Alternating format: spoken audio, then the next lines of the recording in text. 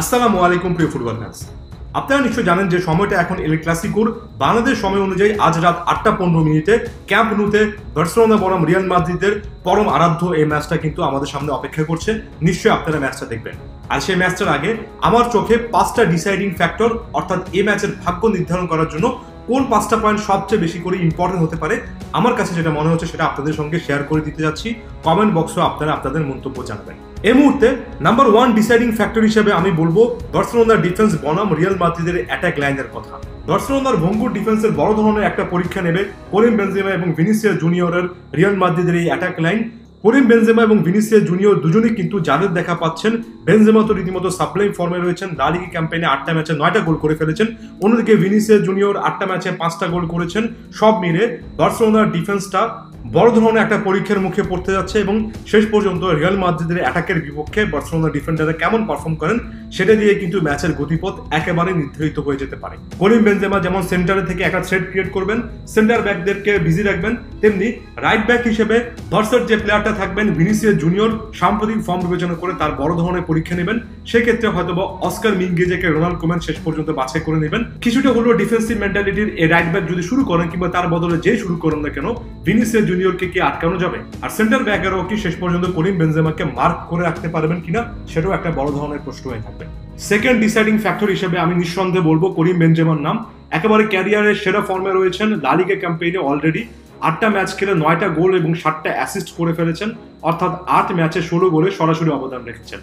লা লিগা ক্যাম্পেইনে এবারের সিজনে রিয়াল মাদ্রিদ যে 22টা গোল পেয়েছে তার মধ্যে 16টা গোলেই করিম বেনজেমার সরাসরি অবদান রয়েছে।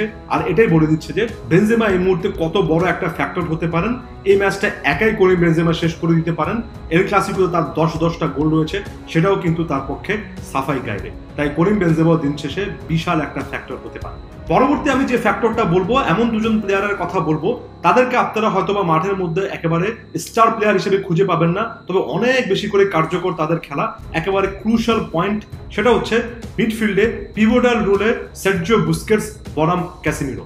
সার্জিও বুস্কেটস এবং ক্যাসেমিরো দুজনই ডিফেন্সিভ মিডফিল্ডার, দুজনই গেমটা কন্ট্রোল করেন। এ ম্যাচের মিডফিল্ডটা কে রাজত্ব করবে সেটা নির্ধারণে সার্জিও বুস্কেটস বার্সার জার্সিতে কেমন খেলবেন এবং ক্যাসেমিরোর প্রভাব কতটুকু হবে সবকিছুই কিন্তু ম্যাচের রেজাল্টে বড় ধরনের প্রভাব রাখবে, কারণ এই দুজন ফুটবলার অ্যাটাক এবং ডিফেন্সে সমান ধরনের ভূমিকা পালন করে। পরবর্তীতে আমি যেটা বলবো সেটা একটা ট্যাকটিক্যাল পয়েন্ট, সেটা হচ্ছে ক্যাম্প নুর বড় মাঠে ওয়াইড স্পেসটুকু অর্থাৎ উইং এর জায়গাটুকু কে বেটার ইউজ করতে পারে। ক্যাম্প নুতে বিশাল একটা মাঠে সাধারণত বার্সেলোনা খেলে থাকে, অনেক বেশি করে স্পেস তৈরি করার জন্য কিন্তু বড় মাঠের ইউজ বার্সেলোনা করে।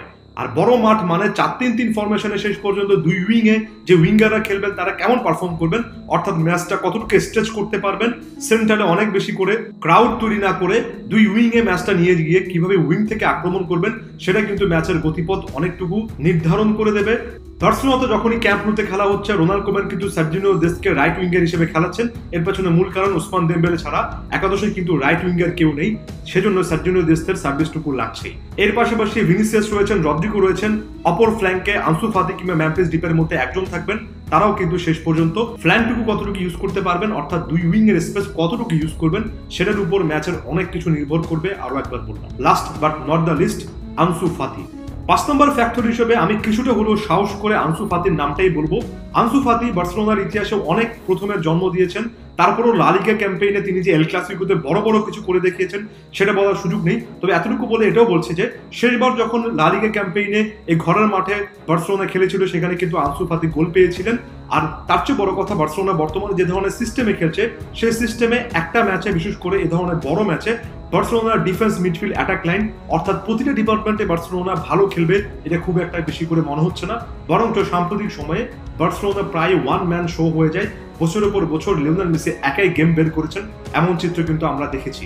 কোনোভাবে লিওনেল মেসির সঙ্গে আনসু ফাতির কম্পেয়ার করছি না, এমনকি করিম বেনজেমার সঙ্গে কম্পেয়ার করার কোনো ধরনের যুক্তিকতা নেই। তারপরে বলছি বার্সেলোনার সিস্টেমটা এমন, বড় দলের বিপক্ষে জিততে হলে কাউকে না কাউকে অনেক অনেক ভালো ফুটবল খেলতে হবে। সেই ক্ষেত্রে রোনাল্ড কোম্যানের জন্য তুরুপের তাস হতে পারেন আনসু ফাতি।